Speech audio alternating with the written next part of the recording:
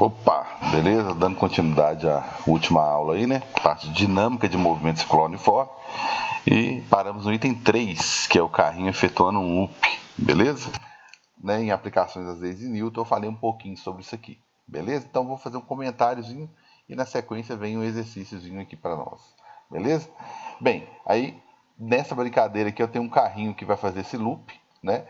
Eu vou analisar cada um dos pontos, pelo menos os pontos principais eu vou analisar, tá certo? Bem, o primeiro deles, tá? Bem, qualquer um deles, na verdade, a força-peso sempre vai ter a mesma configuração que é, todo mundo aqui é vertical, né? Quase todo mundo, né? Tem as laterais aqui, ó, no equadorzinho aqui do que é a situação B e a D, não, né? Mas a força-peso tem a mesma característica em todos eles, tá? Perpendicular para baixo, perpendicular para baixo, perpendicular para baixo. O que muda, na verdade, é a minha normal, né? Que eu estou iniciando o loop, né? Estou pressionando o chão para baixo, ele vai reagir com uma força para cima. Nesse momento aqui eu estou pressionando bastante o chão, então eu tenho uma reação bem superior, eu tenho uma normal bem superior ao meu peso. O meu peso não vai mudar em momento algum, né? Na situação B, né? Vamos falando assim, passar rapidinho por todas elas. Eu tenho o peso com as mesmas características, só que agora a forma como eu estou pressionando, né, a superfície mudou. Eu estou pressionando a superfície de dentro para fora, né? E estou pressionando a superfície no sentido esquerdo, né? Para a esquerda. Então vou sofrer uma força para a direita, apontando para o centro da trajetória aqui, ó, ok? Quando eu estou na parte mais alta, né, considerando que eu estou dentro do loop, eu estou pressionando a superfície, né, do loop, né, a superfície do círculo aqui, para cima, né? Então eu vou sofrer uma força de reação da superfície para baixo, que é a normal, né? Então aqui eu tenho a mesma direção e sentido. E na última situação aqui, né, mudou um pouquinho em relação a B, eu estou dentro do loop, só que agora eu estou pressionando a superfície para a direita e vou sofrer a força para a esquerda, tá? São as únicas forças que eu tenho aqui, caso, né, uma outra força que eu poderia ter aqui, né, que é raro, né, seria o atrito, tá? Ele deveria ter falado.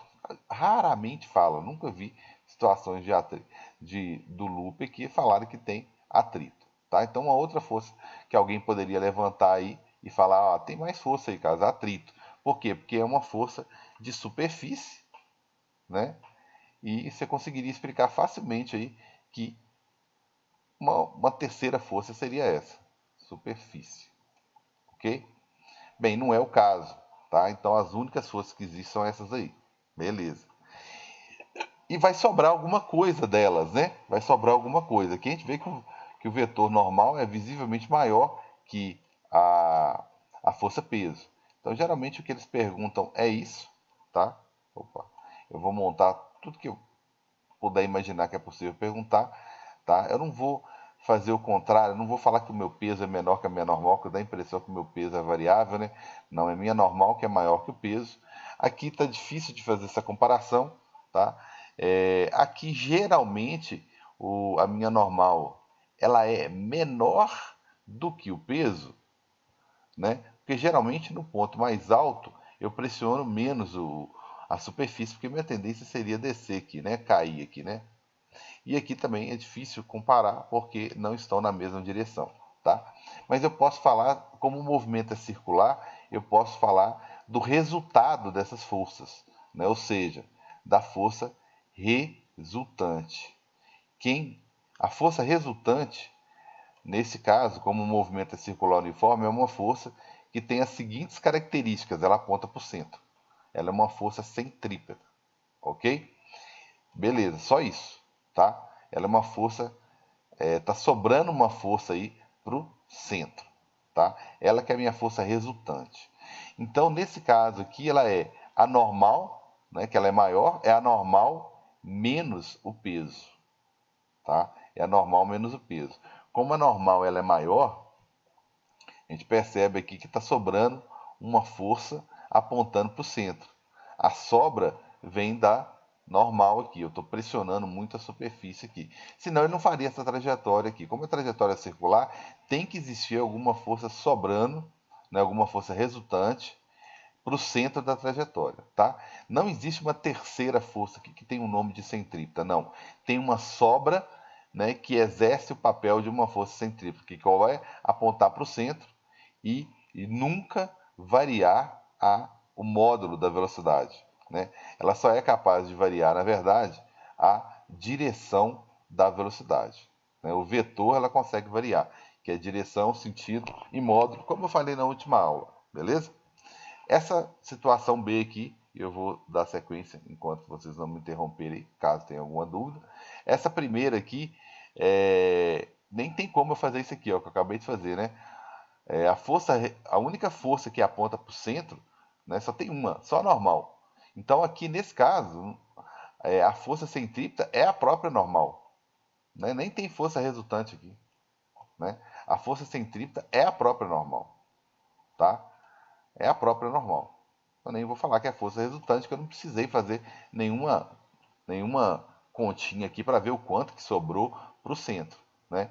Só tem uma força apontada para o centro, ok? Só tem uma força apontada para o centro, que é a normal. Então, nesse caso, a normal exerce o papel de força centrípeta, tá? Então, a normal ela tem um papel muito importante na parte de dinâmica em física, porque ela aparece no elevador, né?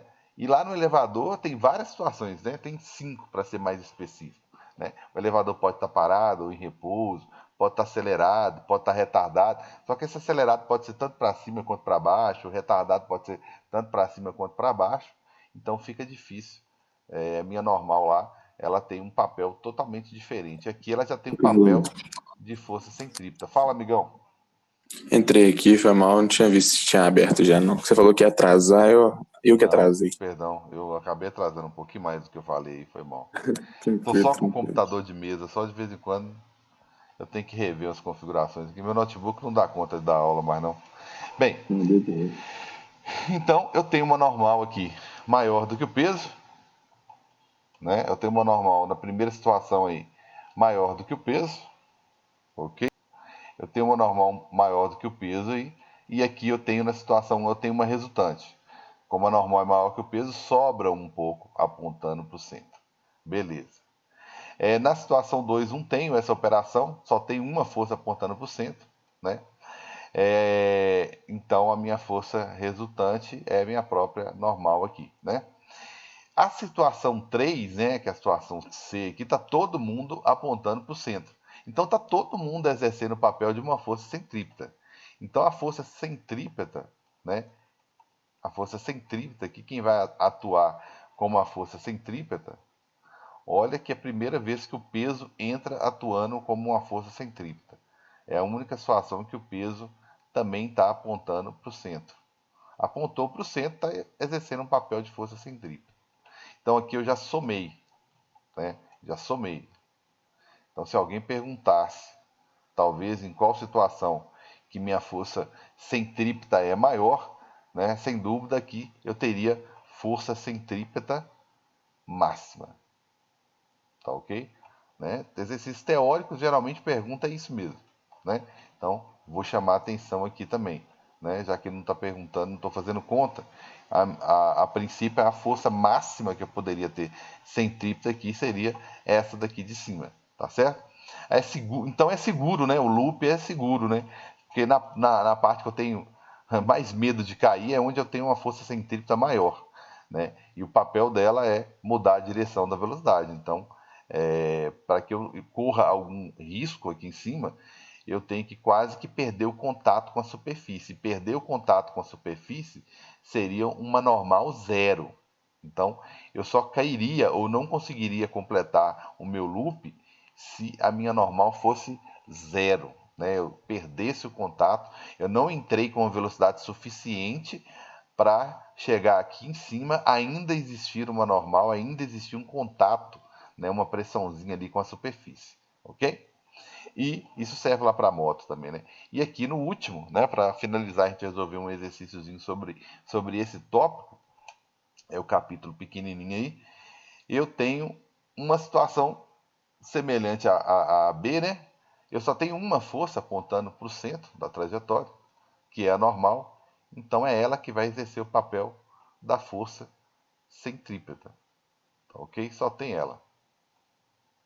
Então, em qualquer momento que eu estiver no equador, vamos dizer assim, desse loop, ou de um movimento circular qualquer, né, em qualquer situação que eu estiver no equador, só tem uma força apontando para o centro, que é a própria normal. Tá? Então, no ponto mais baixo eu tenho normal menos peso, e no ponto mais alto eu tenho a soma dos dois. Eu tenho a minha maior força centrípeta. Beleza? Minha maior força centrípeta. Se eu fosse tentar estimar uma menor força centrípeta aqui, seria nas laterais aqui, né? No B e no D, porque só teria uma força atuando como força centrípeta, que seria normal. Tá ok? Então, essa daí é a parte teórica que eu poderia cobrar, é mais discutir em que situação que você acha que a normal é maior que o peso. Situação 1, né, quando eu estou entrando aqui, minha tendência aqui, ó, era passar direto. Não esqueça que aqui tem uma velocidade, minha tendência era passar direto. Como tem uma superfície circular na minha frente, eu acabo pressionando muito a superfície nessa entrada, por isso que a normal é maior que o peso. O peso é igual em todas as situações, né? Então, rapaz, é perguntando quem está exercendo o papel de força centrípeta, tá? A grande questão é qual? O Enem vai em cima da dúvida do aluno, tá? O Enem sabe, né, que aqui há uma tendência muito grande de a gente achar que a força centrípeta é uma terceira força. Não. Ela é o resultado de duas forças ou mais, ou às vezes não. É uma determinada forçazinha ali, como o caso do B e do D, que ela tem uma forcinha ali no sistema atuando como força centrípeta. Se você voltar aí nas aulas anteriores, você vai ver que às vezes a força peso está exercendo o papel de força centrípeta, como foi o slide anterior, tá? Ou uma questãozinha do Enem que eu resolvi na última aula também, que era a tensão lá usando a garrafa PET, que exercia o papel da força centrípeta, ok? Bem, o próximo, tá, é uma aplicação, é um exercício, né, do volume 3, frente A, módulo 7 aí, exercício proposto, página 7, é questão 1 da UFMG, beleza? Uma questãozinha que vai falar justamente sobre isso aqui. Propôs uma situação um pouquinho diferente, que é um avião fazendo um loop aqui, né, mas o contexto é o mesmo, beleza? Bem, vamos lá rapidinho, né?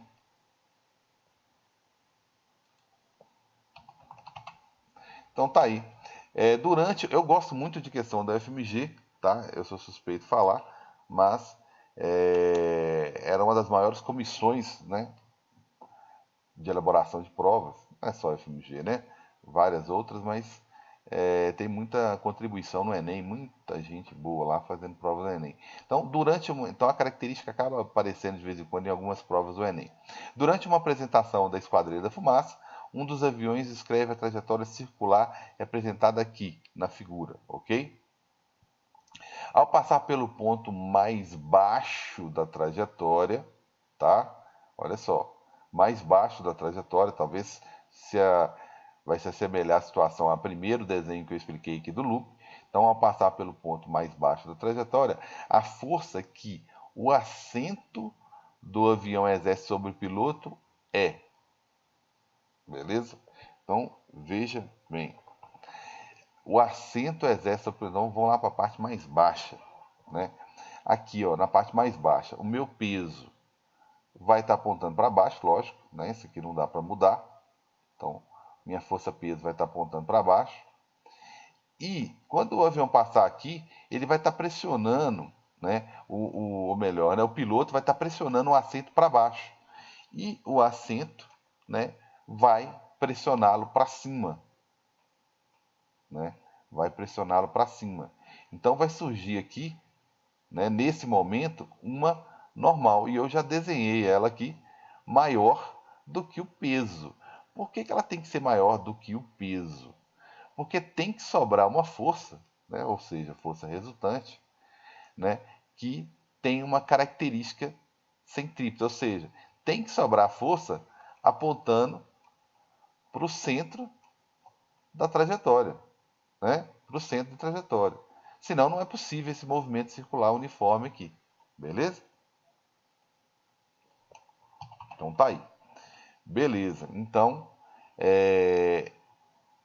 a normal é maior que o peso, né? É o que ele está perguntando, mas eu vou aproveitar aqui e vou fazer o seguinte, eu já respondi o que ele está perguntando. A força centrípeta é a situação análoga a essa daqui, ó, essa primeira aqui. A força centrípeta é a normal, né, menos o peso. Ok? Mas vamos focar no que ele está perguntando, né? Ele está perguntando sobre a força do assento sobre o piloto, né? A força que o assento, ou seja, ele está perguntando sobre a normal. Então eu já respondi aqui, ó. Ela é maior que o peso. Letra A, igual ao peso do piloto? Não. Maior que o peso do piloto? Sim. Menor, uma situação em que ela seria menor? A letra C. Mas não é o caso, né? Então, não. Nula. Nula, ele teria que ter criado uma situação aqui em que, nesse ponto C, né, ele fala assim, nossa, o carro tá com a velocidade, ó, vamos aproveitar isso aqui, ó. Com a velocidade, qual é a velocidade mínima? Eu já falei isso em aplicação mínima para ele conseguir efetuar esse loop com o loop completo, tá?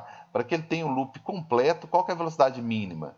Aí tem todo um raciocínio em que a gente imagina que a normal, que é o contato com a superfície, tende a zero. A gente considera isso aqui como se fosse zero, né?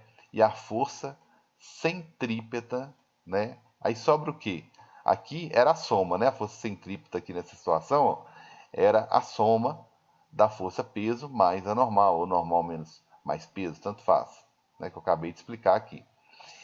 Se você quer uma velocidade mínima, ou seja, você quer ele quase caindo, ele perdendo praticamente, né, quase perdendo o contato com a superfície, né, meu contato com a superfície quase zero, então minha força resultante ou centrípeta teria que ser igual a força peso. Aí tem, essa aqui já foi cobrado demais, ainda cobra-se na teoria, olha só. Ainda cobra-se na teoria. Só para explicar que não está aqui por falta de opção, não. Aí quando você vai fazer isso aqui, de um lado vai ficar massa vezes velocidade ao quadrado sobre o raio, que é a fórmula, né? Velocidade ao quadrado sobre raio é a aceleração centrípeta. E do outro lado vai ficar massa vezes g. Eles adoram perguntar isso aqui também, ó. Tem massa dos dois lados. Então essa velocidade com que o carro tem que estar, né? Ou seja, para que tudo isso aqui dê certo, tá? Só depende do raio e da aceleração da gravidade. Carro, se eu fizer isso aqui com a Kombi, é um exagero, né? Ou com Fusca, ou com a bicicleta, vai dar certo? Vai, não depende da massa. Você só tem que olhar que raio que é, qual o raio que o loop tem, né?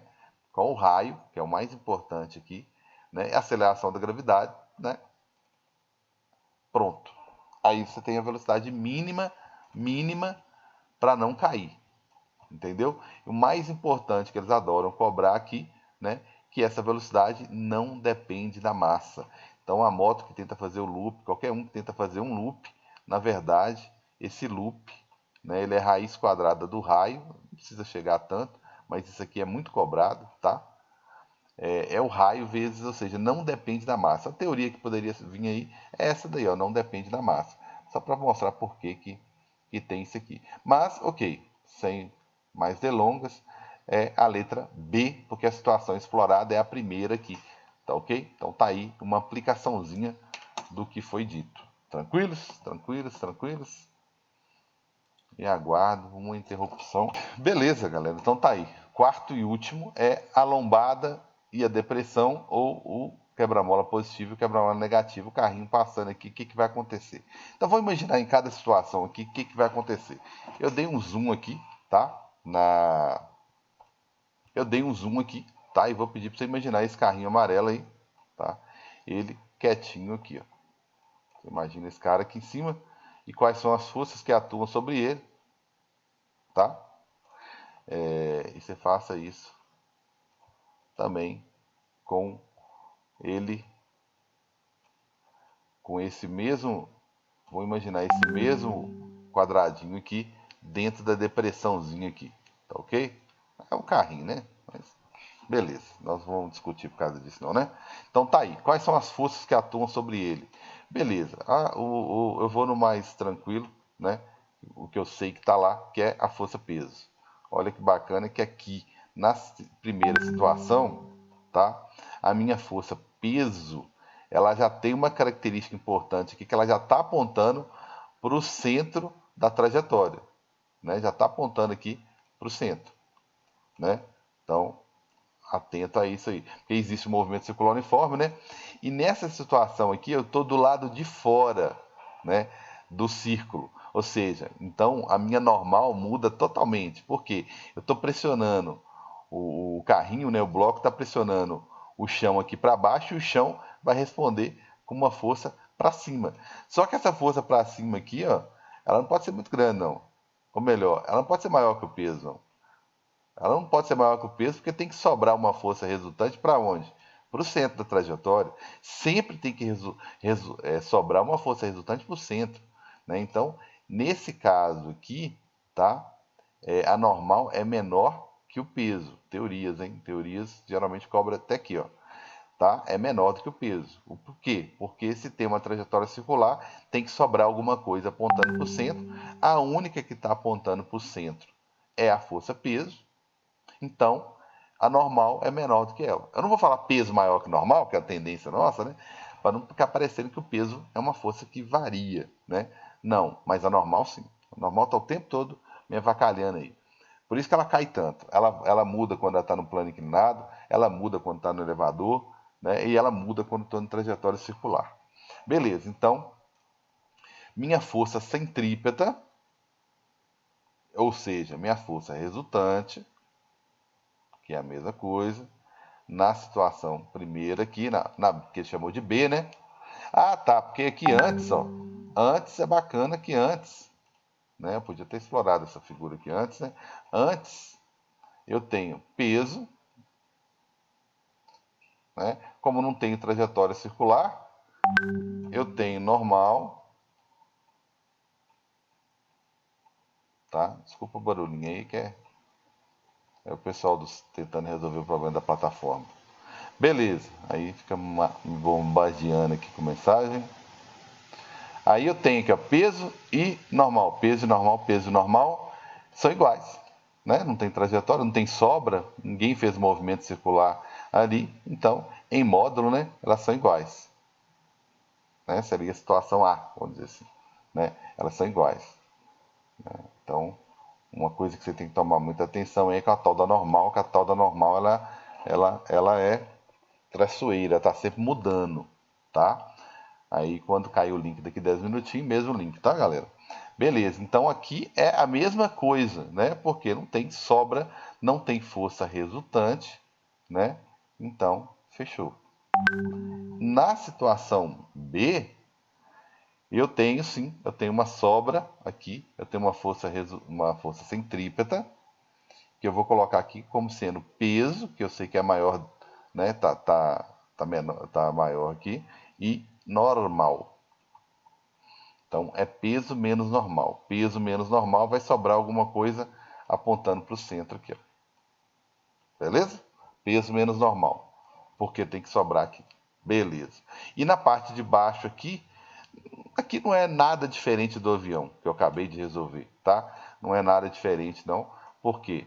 Eu vou ter aqui, só para manter o padrão aqui, eu vou ter uma força peso, né? Eu vou ter uma força peso diferente daqui, né? Eu tenho uma força peso igual ao avião, mas diferente dessa situação aqui. Aí tem uma força-peso do mesmo tamanho do anterior, que não mudei a caixinha, beleza?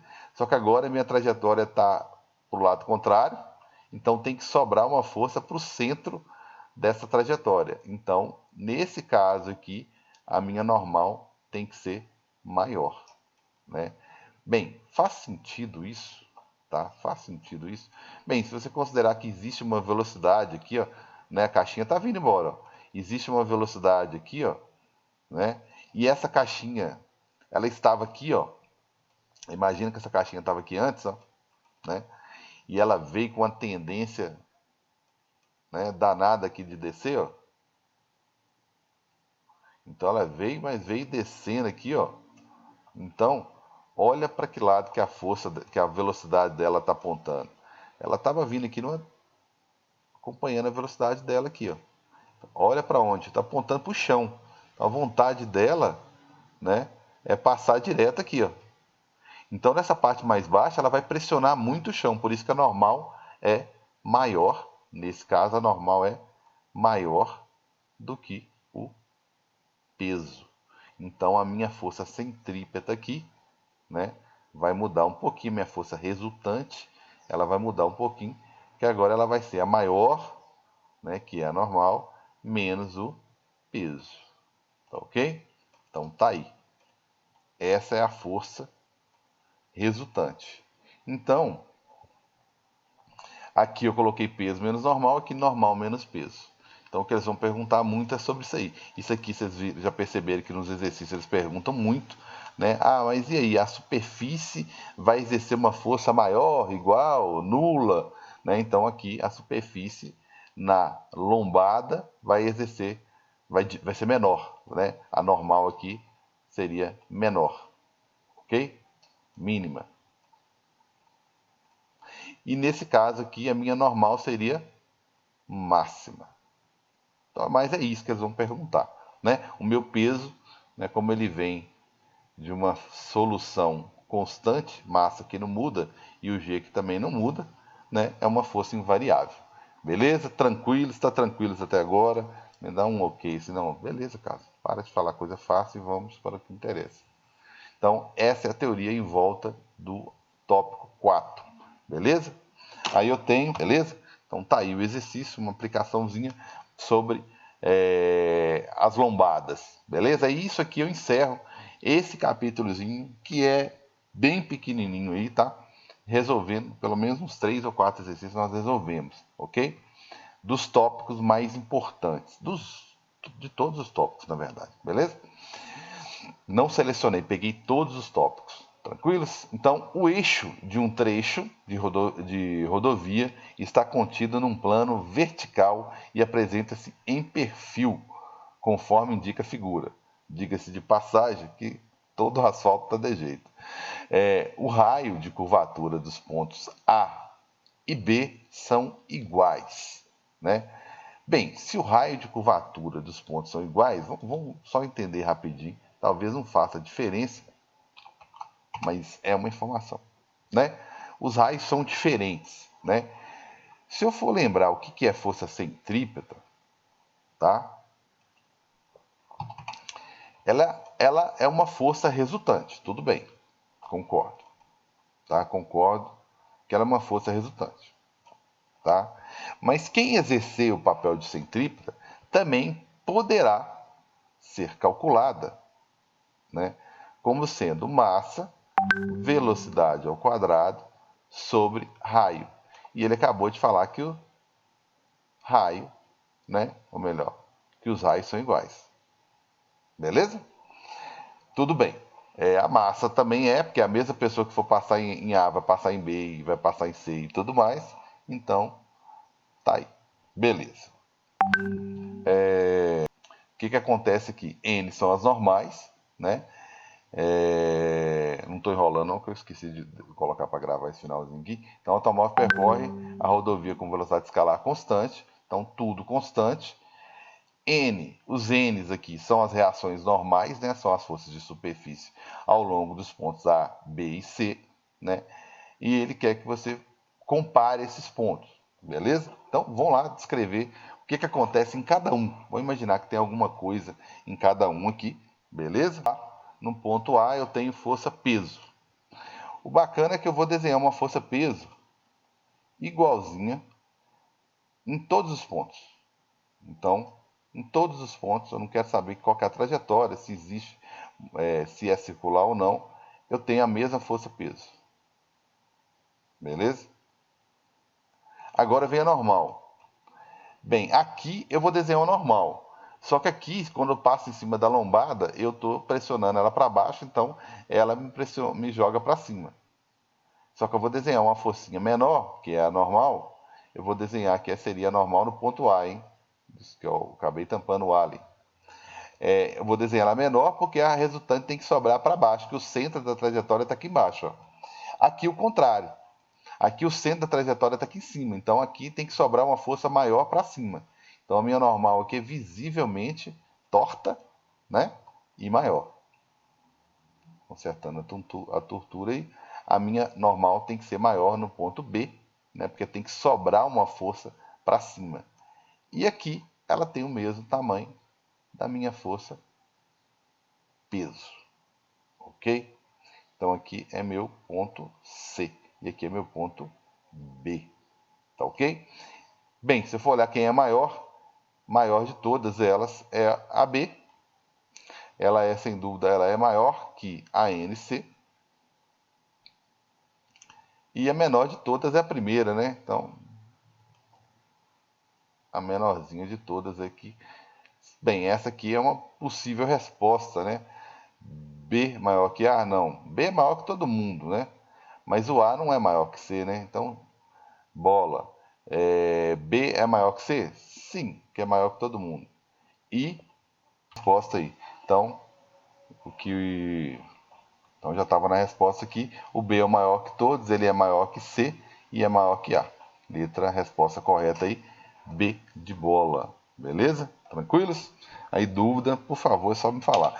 Então, o que que acontece? Esse aí encerra o último nosso último não, gente, o primeiro capítulozinho da frente A, beleza? Então, vocês viram lá que dos slides aqui, ok? Cada tópico eu resolvi pelo menos um exercício sobre ele, tá? Então passei por alguns tópicos aí, tá ok? E resolvi pelo menos um, né? Alguns eu resolvi até mais, como esse daqui que foi mais explorado, principalmente no Enem aí, tá ok? E tópico 3, que foi o tópico de hoje, então vai ser a segunda parte da aula de dinâmica de movimento circular-uniforme, e eu tenho essa daí que é a parte, né, o tópicozinho do loop, e o quarto e último, que é o da lombada, que eu ainda resolvi mais um exercício. Então, é um capítulozinho pequeno, resolvemos até bastante exercício, e demos algumas aplicações para todos esses tópicos aí. Tranquilos? Eu vou só encerrar essa parte aqui como sendo a coisa de segundos, como sendo a parte 2 daquela primeira aula. Eu vou mudar de assunto já, vou passar para trabalho e energia, que é o próximo, tá? É o próximo capítulo aí, beleza?